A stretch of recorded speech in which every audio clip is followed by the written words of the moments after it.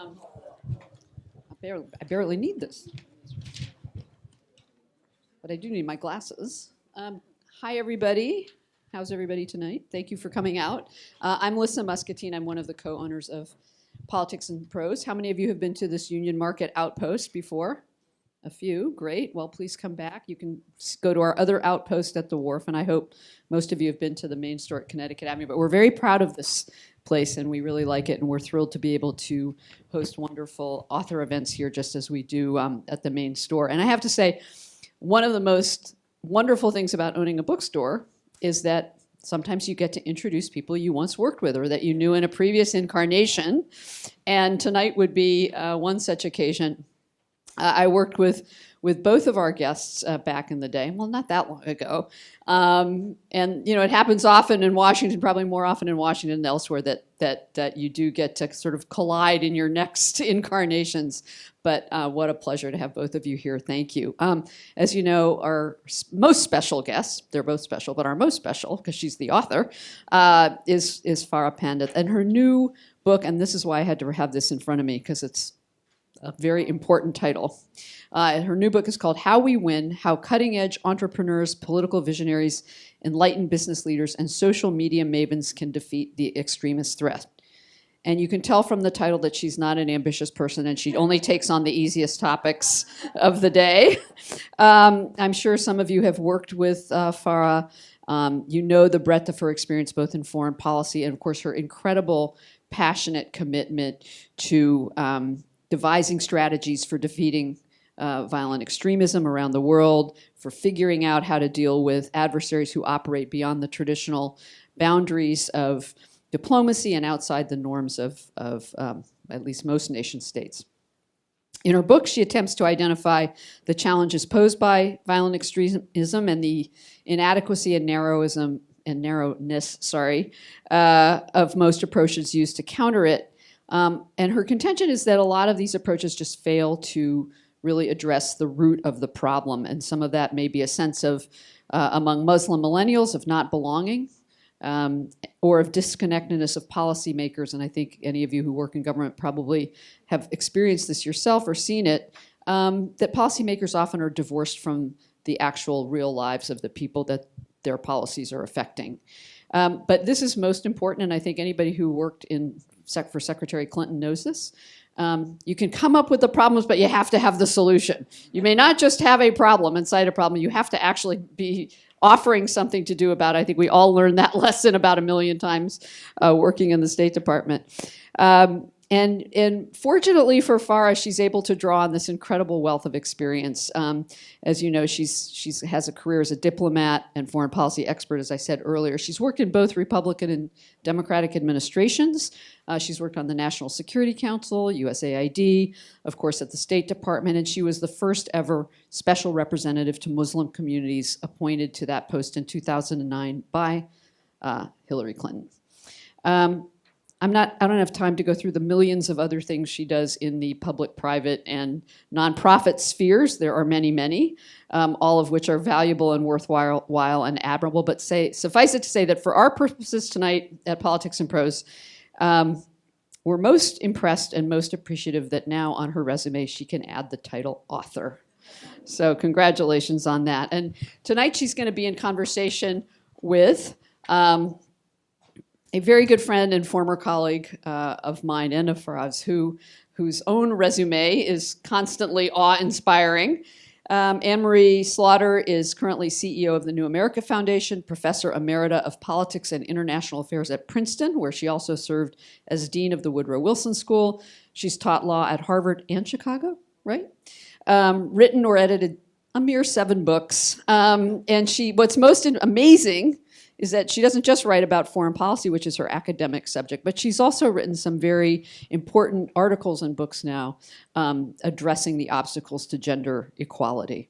It was just such an incredible pleasure for me and an honor and a joy that I was able to work with Anne-Marie when she was Director of Policy Planning at State. I think most of you know she was the first woman ever appointed to that very, very important position at the State Department, also by Hillary Clinton.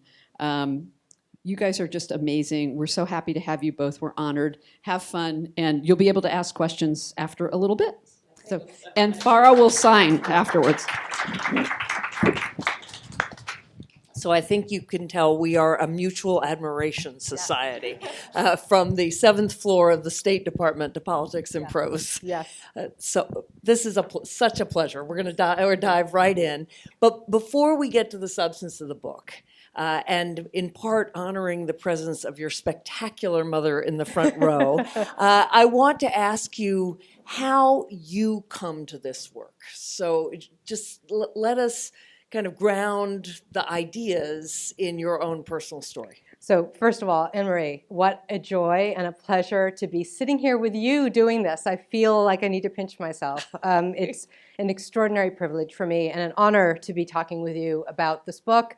But for those of you who just heard this long, wonderful introduction, you should know how significant she has been in my professional career and what a difference she made to me while I was at the State Department. So I'm on page 1. I'm part of the group that listens to Farah and says, "You're not going anywhere. You're but staying even more right than here." that, my crazy ideas, she was always a support for me, and I thank you so much for that.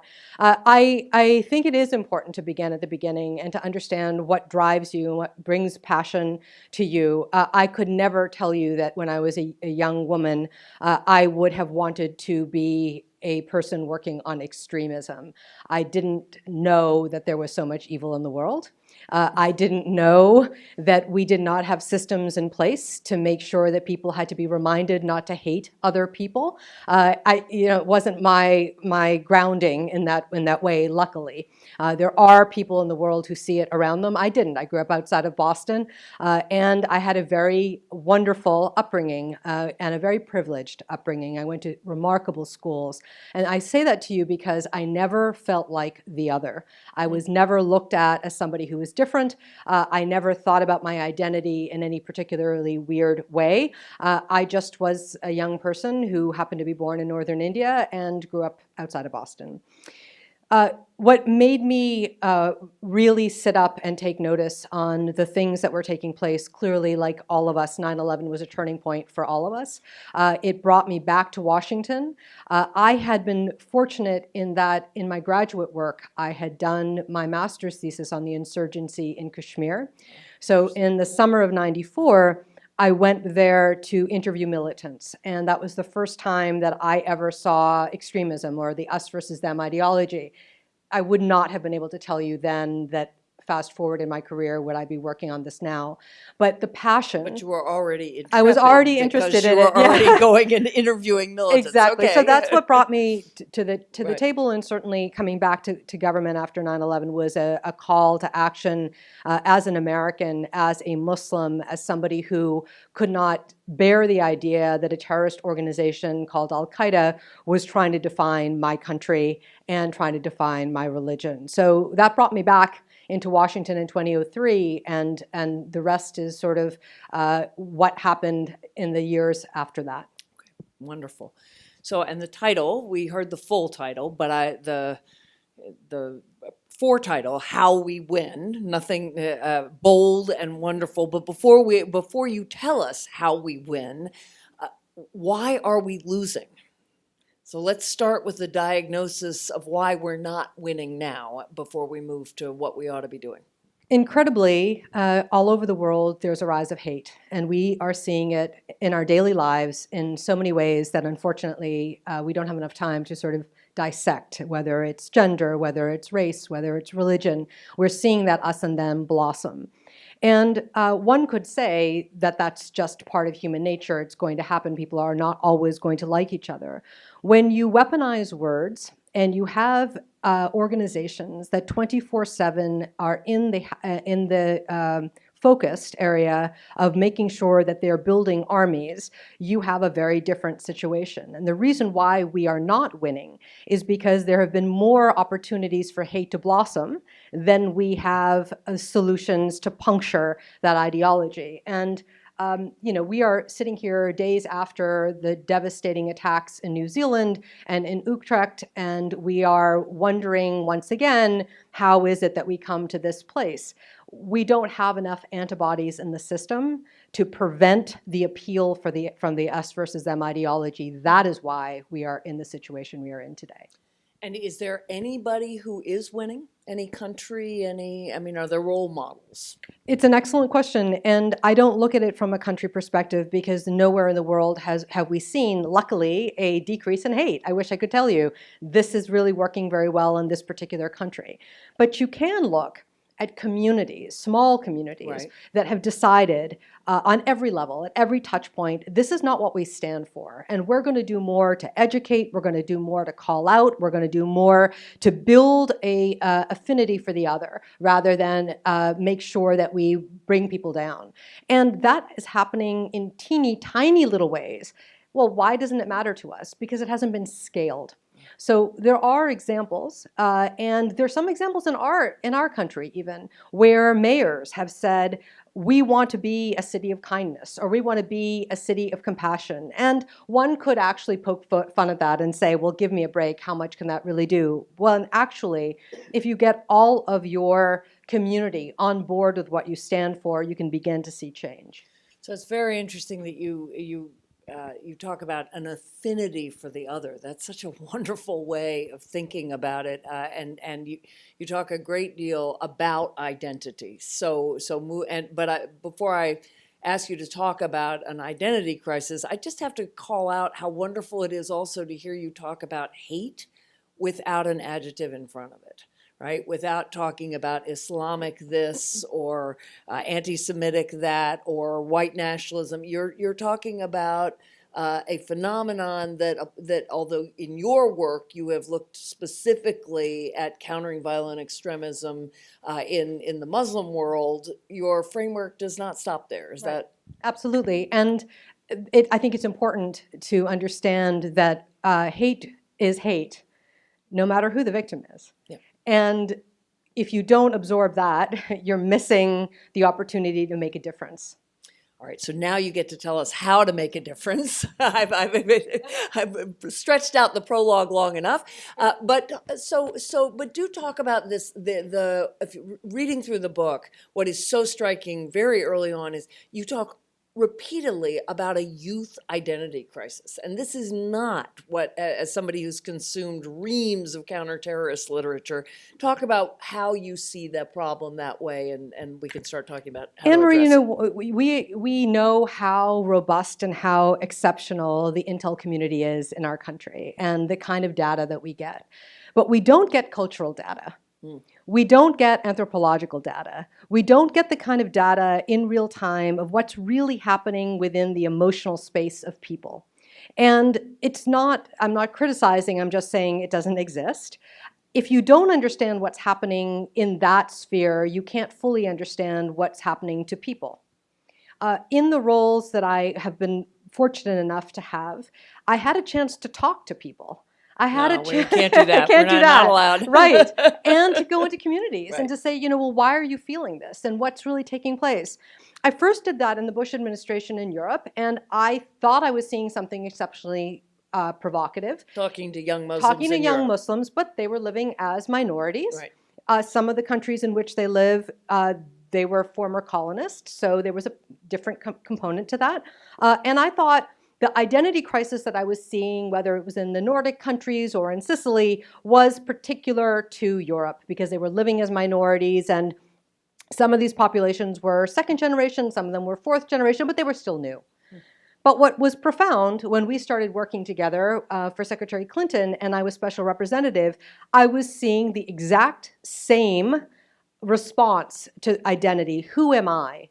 What does it mean to be Muslim? What's the difference between culture and religion? How can I be an authentic Muslim? And I was seeing that in places where Muslims were living in majority Muslim states, which blew my mind. Why would it be that somebody in Malaysia or Indonesia or Pakistan was having the same kind of crisis of identity as somebody in the Netherlands or in Spain or in the UK? But what was different was you use the word youth, and let's be very particular about that. I was talking to young people under the age of 30, so millennials, who grow up post 9/11, who were seeing the word Islam or Muslim on the front pages of papers, Right. online and offline every day.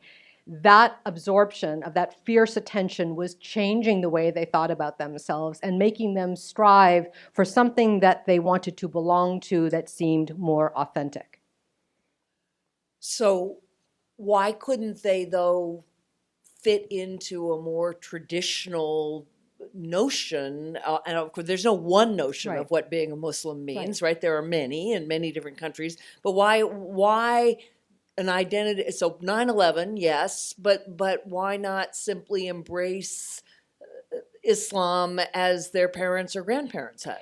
Interestingly, the millennial generation, which is a digital native generation, was learning from what I call Shake Google. I loved that. Shake Google. So- I'm going to start using that. So they wanted answers in real time by their peers, by what seemed authentic to them.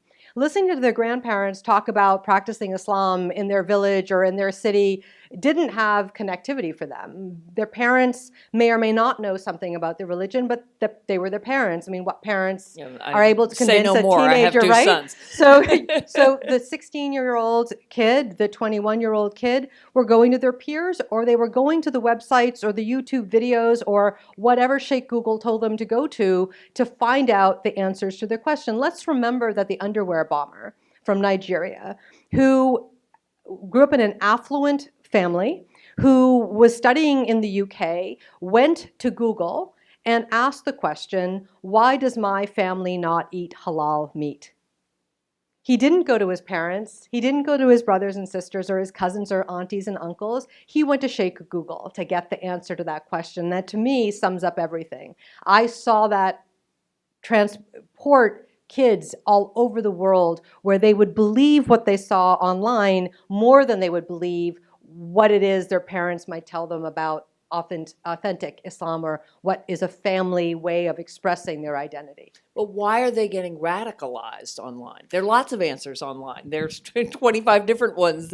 Why is that pushing them all in one direction? Well, remember that, we have to be clear that radicalization obviously doesn't only happen in the online space. You have to have triggers in the offline space that move you to the online space, that allow you to then absorb what you're seeing.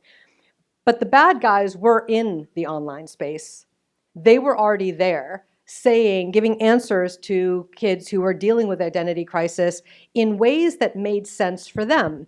So it wasn't just a long sermon of what the Quran says or a hadith or something. It was images, it was songs, it was poetry, it was stuff that connected to those young people. So it was delivered in a system that was peer friendly, in a mechanism, in a toolbox that made sense for them. And that's what's happening today too. I mean, the so-called Islamic State was using the most current memes and videos to make it seem like the thing that kid wanted to belong to was available to them very easily in this magnificent form that they created, this fantasy.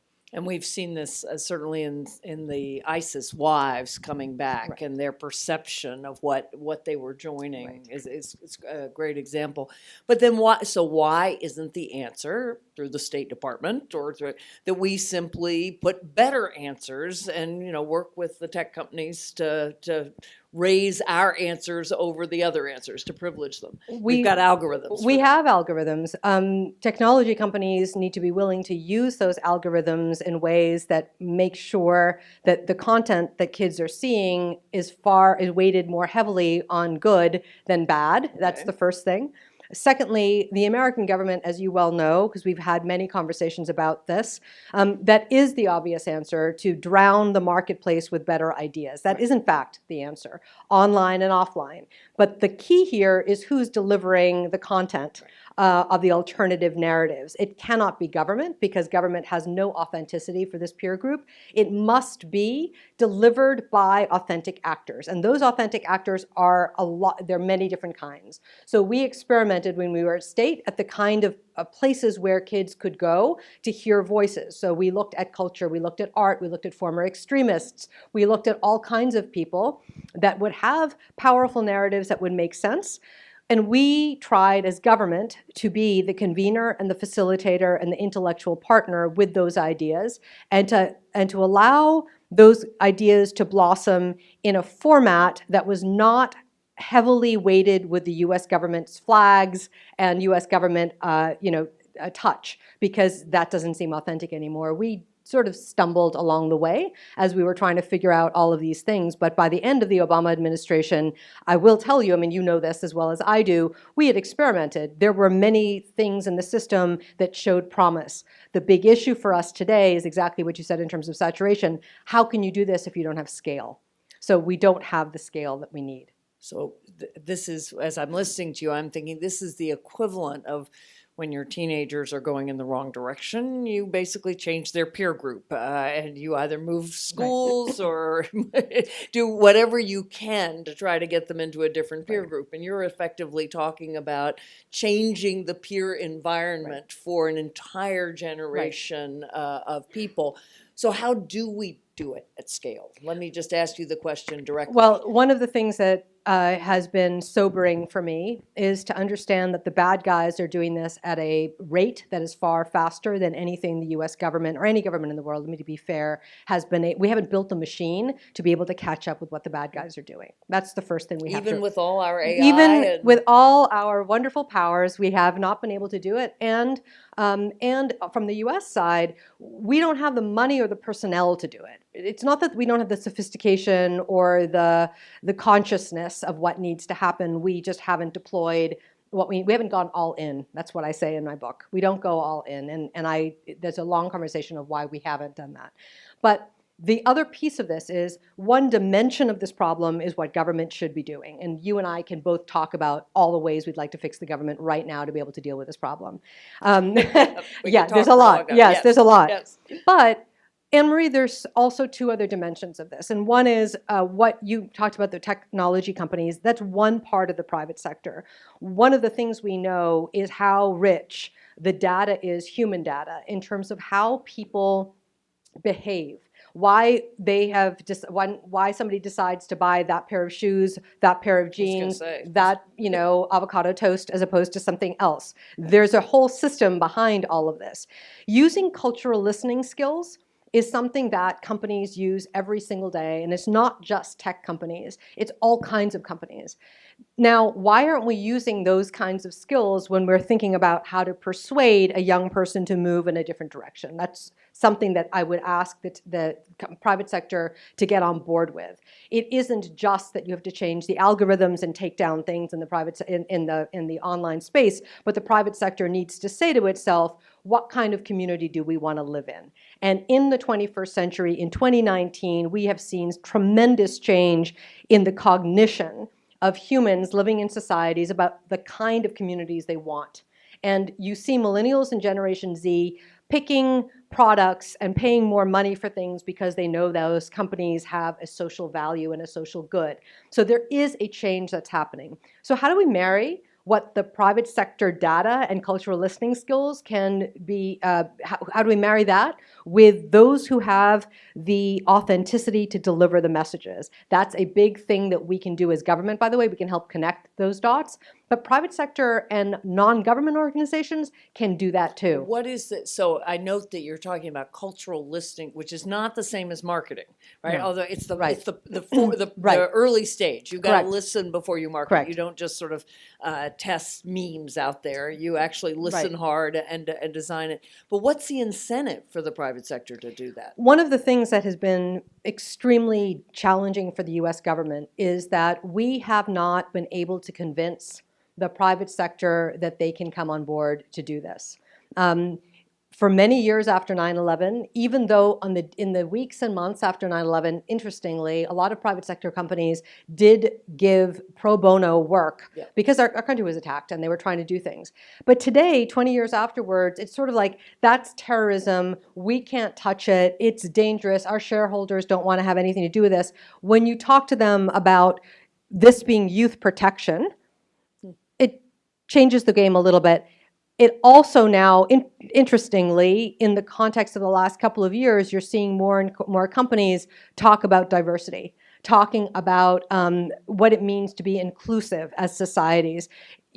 what I'm arguing in this book is you can't just wait for a Super Bowl ad to happen when everybody all of a sudden loves everybody and isn't this great and look what they're doing. Every single company from beers to soap Yes, to for whatever, one everybody night, loves everybody, right? inclusive, yes. So what are you doing in the downtime while we're not doing the Super Bowl? You can offer your skill set in new ways. And so this is the reason, you asked the most important question, why would they do it?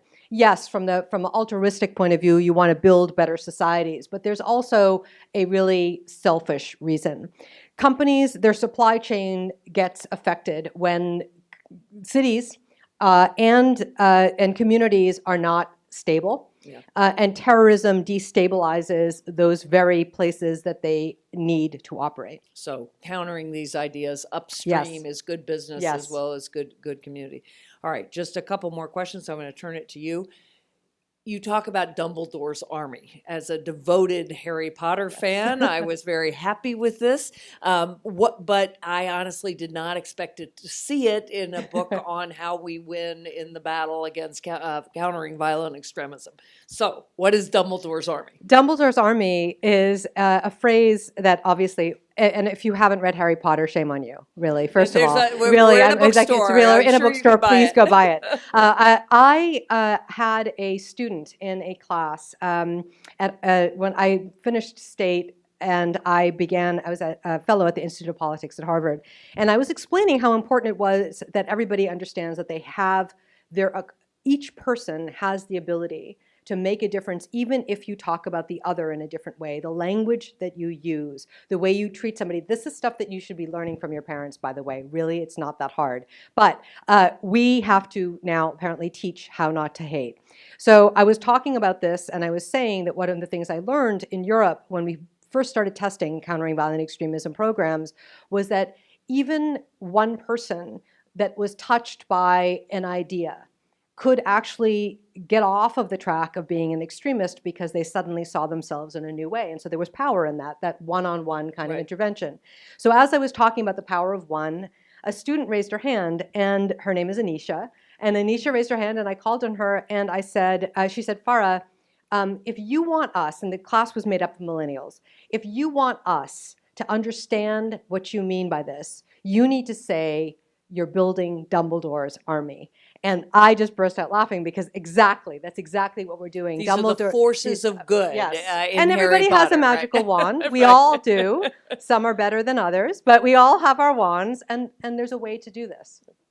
All right. So you have a sort of vision of changing the cultural messages that young people, and that you're focusing particularly on young Muslims, but again, this is a frame that applies much more broadly to any us-them ideology that changes the cultural milieu, the cultural messages, that deploys the private sector, the civic sector, really more than the public sector, although the public sector can help convene.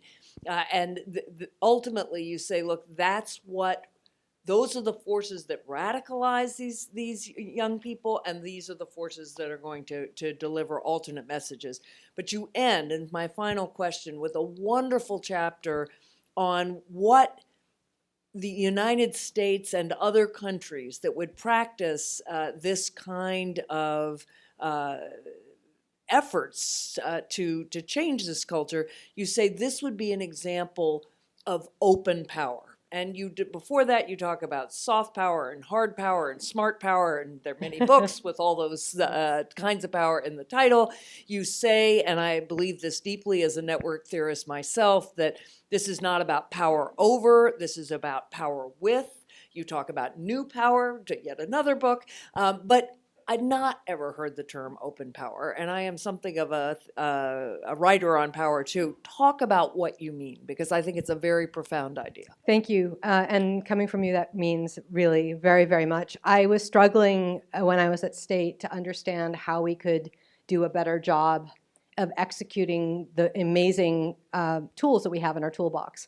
And as you know, we think about things, we think about power in kinetic and non-kinetic ways. And when we think about diplomacy and we think about all the things we can do, we tend to go through things in a silo. We've done it the same way. We've got to continue to do it the same way. This is the way we all, and it just becomes routine. There's no creative thinking. There's no innovation. And it obviously, the result on something like extremism means that we are not winning. Right. It means that there's no creativity that's pushed in the system. So as I was thinking about all of this and the powers that we have, one of the things that I knew is that we have to open up the aperture.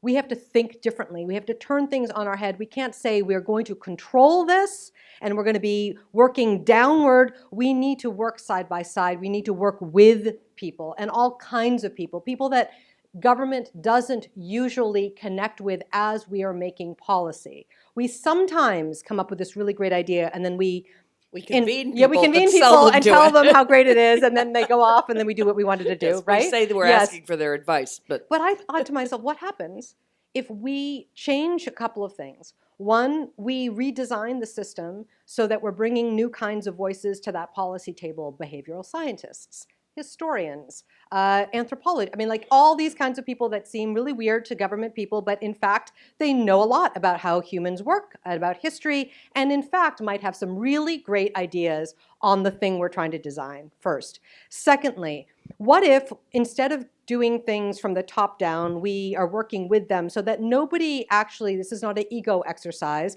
who actually gets to control and own the idea, but we're doing this together. And thirdly, can we do this in a way in which you're looking both at the long-term goal that you're trying to fight, but you're also deploying at a pace that allows shorter-term answers as well, doing both things at the same time. So that flexibility, opening up the aperture, opening up ideas, opening up your way of thinking about things changes the scenario completely on what is possible. Wonderful. All right. Well, thank you. I'm going to turn it over to all of you. I would ask you, please, to ask a question. And if we can keep them short, then we'll have time for more of them. The floor is open. Yes, in the back. Hold on. A microphone is coming. Testing. Okay. As you were speaking earlier, your work earlier was focused on the narrative around Islamic extremism. So in this administration, we're seeing a different type of extremism emerging. How does your work, based off of historically and where we see this fluidity happening and the narrative sort of changing, moving future-oriented, what are your thoughts about how we deal with this larger conversation and idea about what is extremism and radicalization of individuals? It's a really important question, and I tell a story in the book, backing into your question, I promise I'll answer it. I tell a story in the book about going to Cambodia. And when I was in Cambodia, yes, there are Muslims in Cambodia. And when I was special representative, I went there. I went outside of Phnom Penh, and I was in a very modest village in a jungle. And I was sitting on the floor of a very simple mosque with a lot of young people around me and their moms and various people. And I don't speak the local language, so I had a translator with me. And somebody raised their hand, and they asked a question. The question was, and I'm not going to name his name, but you'll know who I'm talking about.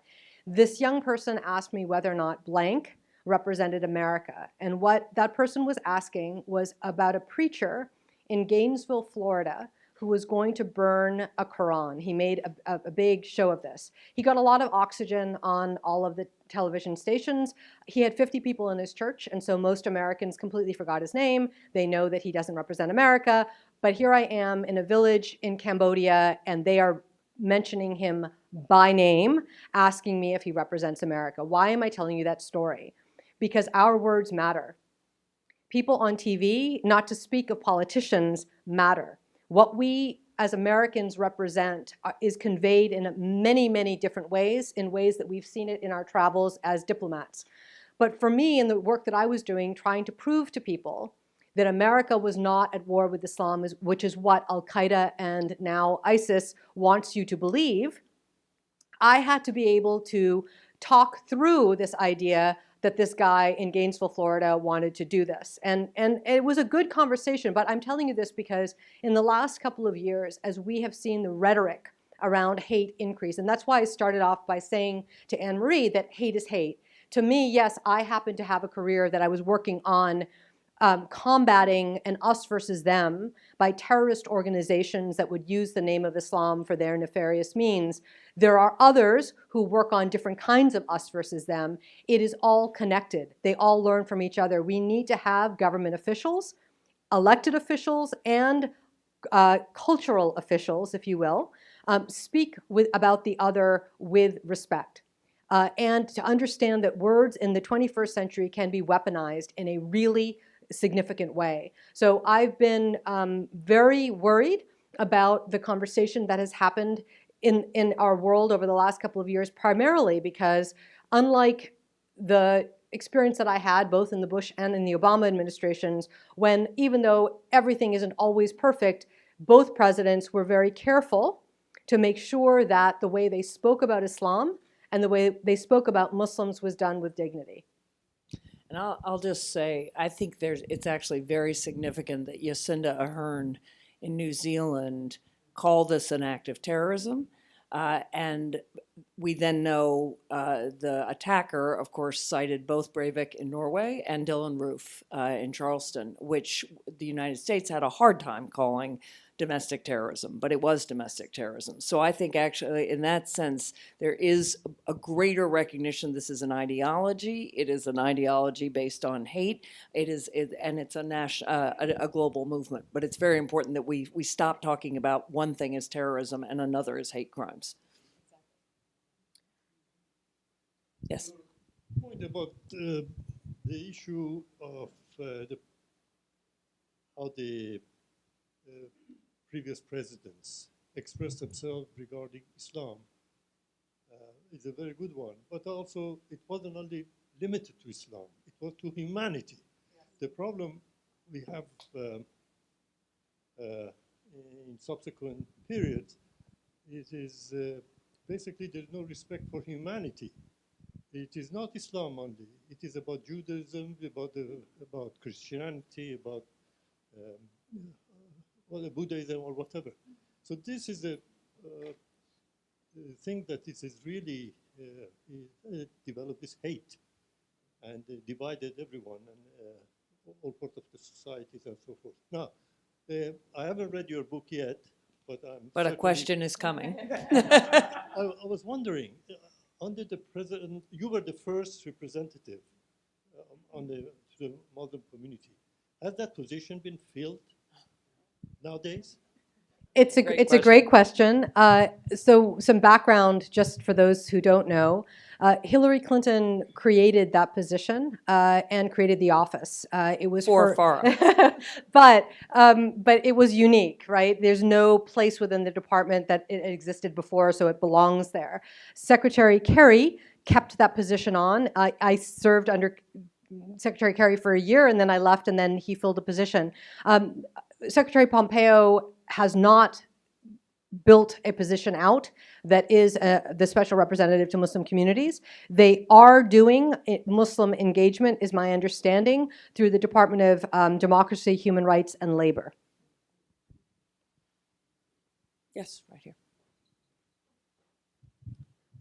I'm Mike Nelson. I'm a technologist, and I want to urge you to write a second book called How the Web Wins. You've done a great job looking at extremism, but there's a lot of other bad things going on online. We have fraud, we have disinformation, we have election meddling, we have child pornography. I mean, it's a minor part of what goes on online, but it's a bad, bad thing. I'd be interested, did you look at some of the things that are being done to counter these other bad things online? And are there successes or failures that might help inform what we do to deal with radicalization and extremism? I would note that Facebook has thousands of people trying to screen out bad things online, and these people are getting really messed up. I mean, they're seeing things that nobody should have to see, and after a month or two, many of them are unable to continue their jobs. So I'd be interested in what you've learned at looking at the other efforts to make the web a safer place. Thank you for that question. One of the things that happened when, because I am not somebody who knows much about technology, and I was introduced to a book called Digital Natives, Digitally Born, excuse me, Urs Gasser and John Palfrey, in the Bush administration. And when I read it, I was like, wait, what is this? This is amazing. And so I went to Harvard and talked to John and Urs and said, you need to help me understand what is actually taking place so that we can figure out what to do. So we began a partnership, actually, the Berkman Center, now the Berkman Klein Center at Harvard Law, and they are, I mean, Urs is in the book. They've done they've done extremely well in helping me to understand what we can do. So I'm learning through the projects that they have actually embarked upon to find parallels across the web on hygiene, on how to use the web for good, what we need to do with parents, which I think one of the things we are not talking about, and I do not understand why we are not teaching parents what really goes on. And how kids are attracted and moved in a direction. There's a lot of science behind what's happening to the human brain and the connectivity. Those are things that parents need to understand.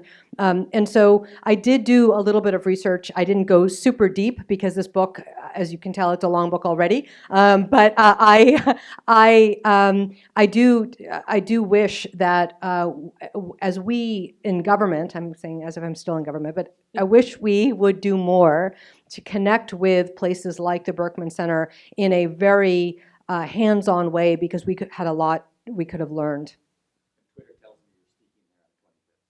I have been asked to speak there, which I'm very excited. I'm very excited about. But can I make? Oh, there's one other thing I'd like to say, and this may not be a very popular thing to say. So, Facebook says that they have 10,000 people that are working on this, and that's a lot of people. But Facebook is one of the largest countries in the world. 10,000 people is a drop in the bucket. So that number one doesn't impress me, okay? Secondly, what you said is so important. Those people that are working on stopping these horrifying ideas of us versus them are not just at Facebook, and I say this with respect to my colleagues who are doing this at Facebook. It's ugly work, it's horrible work, it's emotionally draining, it is the worst to see these kinds of things all day, every day. But there is also a sector, sir, that's doing this all day, every day, and do not get paid the salary Facebook gets paid. And those are the nonprofits that the US government is asking to do this work because we don't have credibility to do it. And those people are in their 20s and they're in their 30s, and that's what they do all day. And they do it because we can't do it.